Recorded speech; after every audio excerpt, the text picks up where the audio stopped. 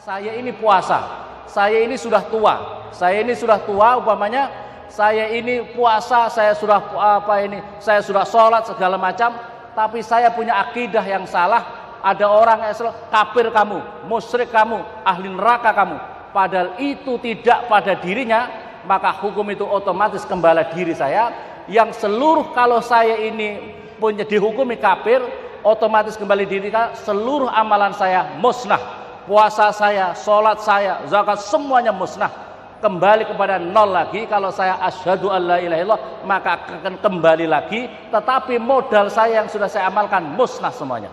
Ini hadis sahih, maka jangan hati-hati.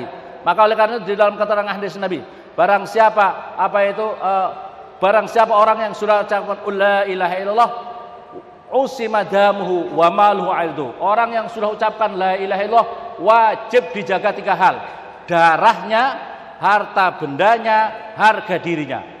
Dalam hadis Nabi, orang yang sudah muslim alal muslim haram, muslim atas muslim yang lain diharamkan 3 hal: damuhu, darahnya, maluhu, harta bendanya, irdu, harga dirinya, martabatnya. Baik, jadi al muslim alal muslim ada 3 keharaman. Jadi sama muslim ini hati-hati, mas muslim. Ini hal-hal yang bisa menghancurkan amalan-amalan puasa. Yang dimuliakan oleh Allah Subhanahu wa taala, di dalam bulan suci Ramadan ini adalah disebut dengan Syahrul Quran atau bulannya Al-Qur'an. Jadi untuk mengintrospeksi diri kita, puasa kita ini betul-betul sudah membawa dampak yang betul-betul diharapkan oleh Allah apa tidak, yaitu bagaimana kita memperbanyak membaca Al-Qur'an kita. Hadirin yang dimuliakan oleh Allah, amalan para ulama-ulama terdahulu mengamalkan Al-Quran luar biasa di dalam bulan suci Ramadan. Para sahabat mengamalkan Al-Quran bagaimana? Imam madhab yang 4, Imam Hanafi, Imam Maliki, Imam Hambali, Imam Syafi'i, Imam Ahmad bin Hambal. Itu apa amalannya? Selama Ramadan, malamnya dia hatam Al-Quran 1 kali, siangnya hatam 1 kali. Berarti 30 juz malam, 30 juz siang. Para ulama-ulama yang saya catat di dalam sejarah biografinya para ulama-ulama, Al-Habib Abdullah bin Husain bin Thohir, itu beliau setiap Ramadan, setiap sholat malam, tapi sholat malamnya qiyamul lailanya itu setiap malam, sholat witirnya dengan 11 rakaat yang dibaca 10 juz setiap malam Ramadan.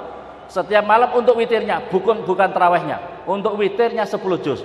Sholat duhanya 10 juz. Masya Allah. Hadirin, ada yang kuat 10 juz? Ini saya menyampaikan untuk berfastabiqul khairat, berlomba-lomba dalam kebaikan. Al-Habib Ali bin Muhammad bin Husain Al-Habsi yang punya Simtud Duror, yang sangat terkenal itu, ini zuriyah Rasul, keturunan Rasul sallallahu alaihi wasallam. Beliau kalau tarawih, setiap tarawih malam menghatamkan 10 juz setiap malam Ramadan. Setiap malam tarawihnya pakai 10 juz. Al-Habib Husain bin Saleh, Habib Husain kalau setiap sholat malam ditutup. Habis sholat tarawih witir, malamnya beliau langsung nutup dengan 2 rakaat. Penutup sholat malam dalam Ramadan itu ditutup rakaat pertama menghatamkan 30 juz pakai berdiri sholat pakai berdiri 30 juz. Rakaat kedua yang dipakai adalah pakai 10.000 baca Al-Ikhlas. 10.000 Al-Ikhlas. Masya Allah. Inilah para ulama-ulama yang terdahulu yang mengamalkan. Maka oleh karena itu, Iqra'ul Quran fa innahu ya'ti yaumal qiyamah syafi'an li ashabi. Bacalah Al-Quran, lazimkanlah membaca Al-Quran, karena Al-Quran itu akan memberi syafaat kepada orang-orang sahabat-sahabatnya Al-Quran. Khairukum man ta'allamal Qur'an wa 'allamahu. Sebaik-baik kalian itu siapa? Yaitu orang yang mau belajar Al-Quran, orang yang mau mengajarkan Al-Quran. Jadi kata Rasulullah, jadi sebaik-baik kalian itu bukan diukur oleh jabatannya, bukan diukur oleh harta bendanya, tapi diukur kalian sebaik-baiknya kalian itu yang mau belajar Al-Quran, yang mau mengajarkan Al-Quran. Siapa itu? Guru-guru TPQ. Kalau kadang-kadang mohon maaf, kita ini kalau menghargai seseorang, guru-guru TPQ yang ngajar dengan ikhlas, yang murni, tulus, itu yang dimuliakan oleh Rasulullah. Itu yang dimuliakan Allah Subhanahu wa taala. Tapi kita kadang-kadang meremehkan. Kita kalau ada guru-guru TPQ, ustadz-ustadz, kita meremehkan. Kalau ada pejabat datang, DPR RI, Masya Allah, kita menghormati kayak apa. Itu yang lebih dihormati, itu yang lebih baik kata Rasulullah. Yang terbaik di antara kalian adalah orang yang mengajarkan, mau belajar Al-Quran. Orang-orang yang di pondok pesantren yang sedang ngaji, itu yang lebih utama. Orang yang sedang belajar Al-Quran, belajar tafsir, itu yang lebih dimuliakan di dalam Islam ini. Tapi kita kadang-kadang lebih terbalik, orang-orang jabatan, orang yang sangat punya harta yang kita hormati. Ma'asyiral muslimin yang dimuliakan oleh Allah Subhanahu wa taala, selanjutnya adalah di dalam Ramadan ini kita diajarkan untuk mengeluarkan infak dan sedekah. Artinya Rasulullah memerintahkan untuk kita ini dermawan. Rasulullah memerintahkan di dalam Ramadan maka bersifat dermawanlah kalian. Karena Ramadan ini sungguh ibaratnya kita ini sedang diberi bonus yang luar biasa.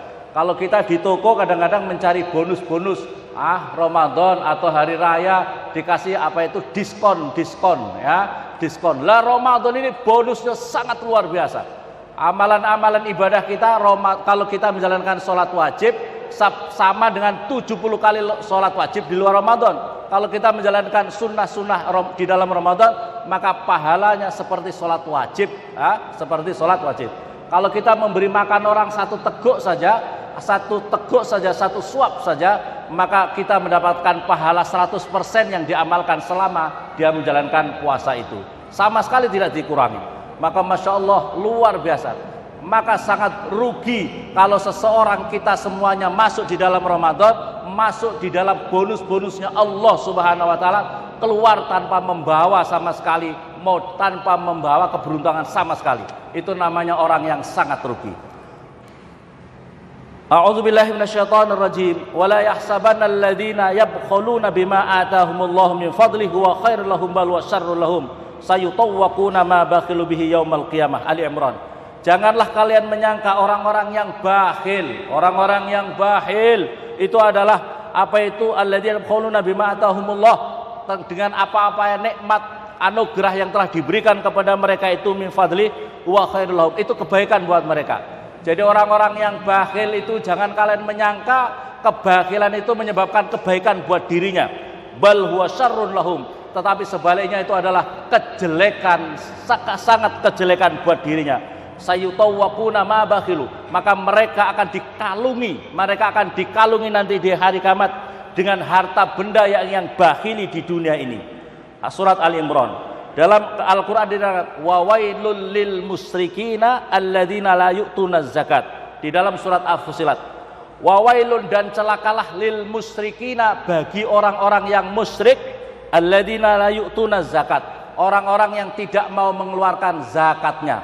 Hadirin, coba ini di dalam Al-Quran, orang-orang yang bakhil tidak mau mengeluarkan zakat infak sedekahnya disebut dengan orang-orang musyrik. Hei orang-orang musyrik, orang-orang yang siapa orang-orang musyrik?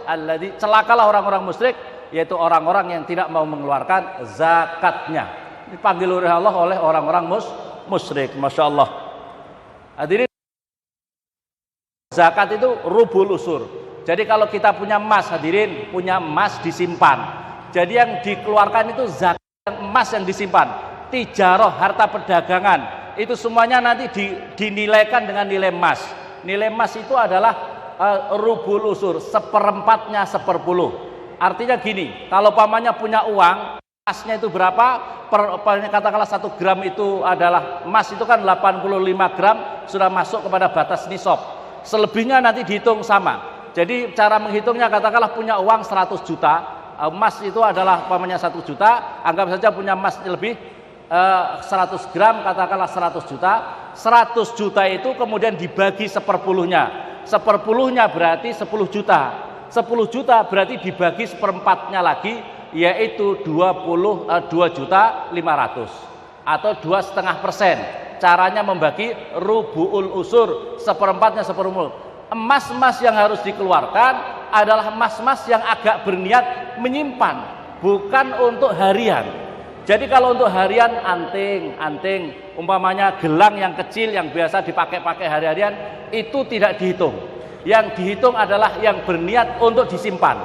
Umpamanya kadang-kadang, bagaimana kalau kadang-kadang saya pakai? Ya yang kadang-kadang disampai itulah niatnya nyimpan. Kadang-kadang sampai emasnya 20 di sini, 20 di sini, kalungnya, bandulnya 1 kilo, antingnya 1 kilo, 1 kilo. Kalau 1 kilo masa dipakai semua? Kan lepas ini telinganya. Yang kecil-kecil itu tidak dikeluarkan zakatnya, ya. Tapi yang niatnya disimpan itu yang dikeluarkan. Kalau harta perdagangan juga dihitung sama, hitung perdagangan dinilai dengan emas. Rubu lusur 1/4-nya 10. Hadirin yang dimuliakan oleh Allah Subhanahu wa taala. Wa qala Nabi sallallahu alaihi wasallam, "Ma min ahadin la yu'addi zakata malihi illa musila lahu yaumal qiyamah sujja aqra hatta yatuqa bihi unuqah." Dalam hadis Nabi, tidaklah seseorang yang tidak mengeluarkan infak zakatnya dari harta bendanya, maka seluruh harta bendanya tadi akan dibentuk serupa dengan ular yang botak, ular besar yang botak yang akan menyiksa dirinya dari kiamat nanti. Wa qala sallallahu alaihi wasallam, "Innallaha yabghudul bakhil fi hayati as-sakhi 'inda mautih." Allah Subhanahu wa taala itu benci, hadirin. Allah Subhanahu wa taala itu benci kepada seseorang yang bakhil, yang medit. Dia dermawan kalau sudah megap-megap mau mati. Mau mati baru mau mati, sedekah sana, masjid sana, pondok pesantren sana, bantu. Itu paling dibenci oleh Allah Subhanahu wa taala. Kalau bisa langsam seadanya terus menerus jadi orang yang dermawan. Nabi Yahya pernah bertemu iblis. Hadirin, Nabi Yahya pernah bertemu iblis kemudian bertanya, "Iblis, siapakah orang yang kau paling cintai di dunia? Siapakah orang yang paling kamu benci kamu di dunia ini?" Wa ahabbun nas ilaika wa abghadun nas ilaik. Qala ahabbun nas, katanya iblis, yang paling aku cintai di antara manusia itu adalah al-mu'min al-bakhil. Orang beriman tapi medit, itu paling dicintai iblis. Jadi kalau ingin jadi friendnya iblis, maka jadilah orang beriman medit. Jadi orang beriman yang bakhil. Wa abghadun nas ilayya, yang paling aku benci di antara manusia itu orang fasik tapi dermawan. Ya Allah, ini orang fasik tapi dermawan. Fasik masih kadang-kadang ngelirik-ngelirik, masih kadang-kadang maksiat, tapi dermawan.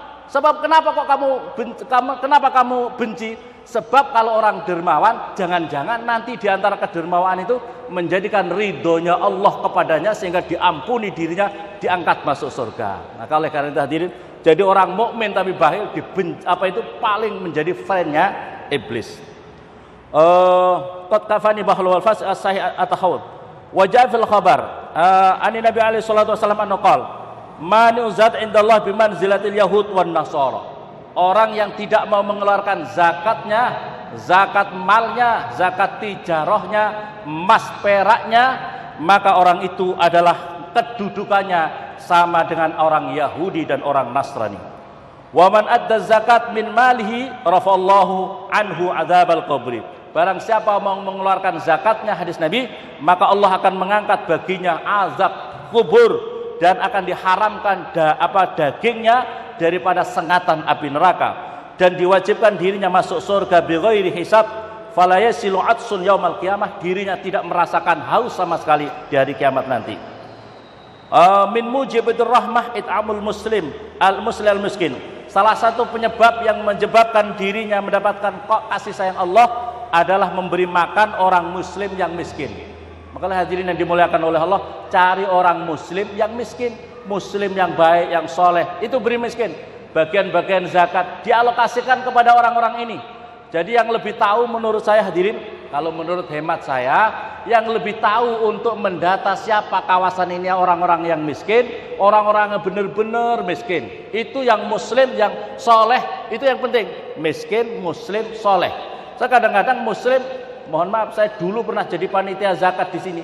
Dulu pernah jadi panitia zakat, begitu dibagi dapat, loh, kamu dapat zakat waktu itu ada mu'alaf, begitu, masya Allah. Tapi orangnya sudah mati, tidak saya sebutkan namanya.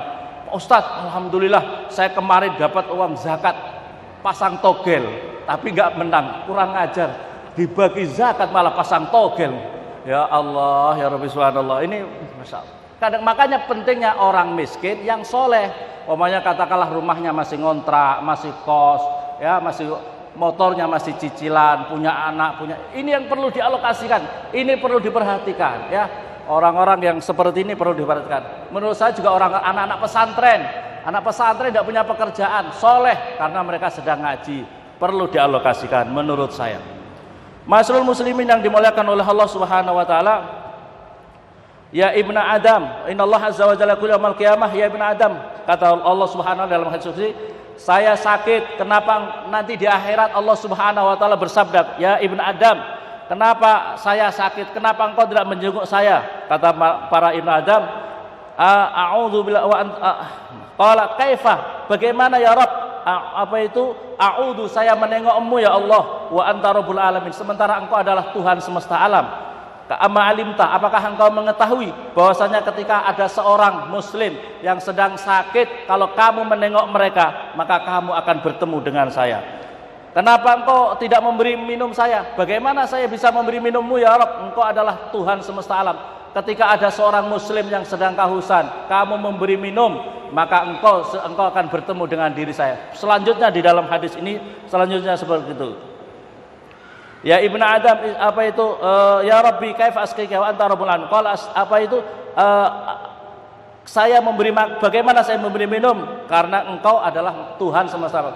Kalau kamu memberi minum, kalau kamu memperhatikan sama mereka, keturunan Adam, maka engkau akan menemui kasih sayang saya.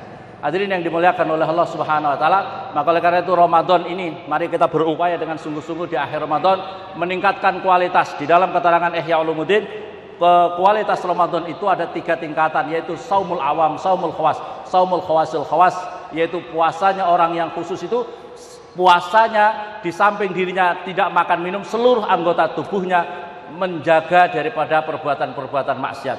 Adapun yang puasa tingkat yang tertinggi adalah puasa dengan hatinya selalu berzikir kepada Allah. Maka oleh karena itu orang yang puasa seperti ini, maka yang diharapkan oleh Allah akan membawa dampak positif, dampak kualitas keimanan kepada kita, ketakwaan kepada Allah. Kenapa kita perlu bertakwa hadirin? Innama yataqabbalullahu minal muttaqin. Sesungguhnya Allah hanya menerima amal ibadahnya orang yang bertakwa. Kurang lebih demikian. Hadanallahu ajma'in. Assalamualaikum warahmatullahi wabarakatuh.